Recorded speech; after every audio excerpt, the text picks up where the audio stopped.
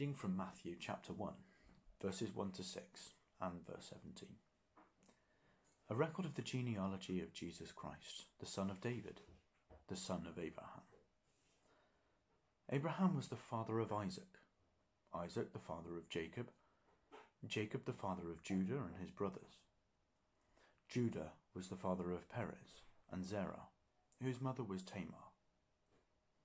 Perez the father of Hezron, Hezron the father of Ram, Ram the father of Amminadab, Amminadab the father of Nahshon, Nahshon the father of Salmon, Salmon the father of Boaz, whose mother was Rahab, Boaz the father of Obed, whose mother was Ruth, Obed the father of Jesse, and Jesse the father of King David.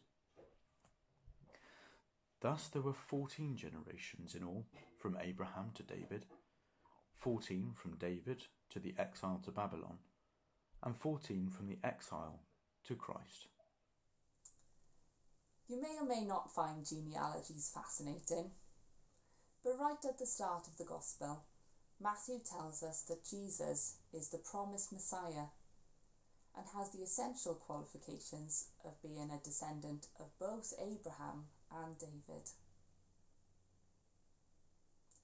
But why are so few mothers mentioned in the genealogy? In fact, in a patriarchal society, we might wonder why any mothers are mentioned at all. Well, two of the mothers mentioned are Rahab the Canaanite and Ruth the Moabite, neither of whom were descendants of Abraham, which meant that they were outsiders of the special relationship God had with his people, but they were included in Jesus' family. You see, God had promised Abraham that all peoples on earth would be blessed through him. So how does Jesus meet this need? Well, at the end of Matthew's Gospel, Jesus instructs his disciples to go and make disciples of all nations, so that people from all nations can have this wonderful relationship with God. Isn't that great news for us too?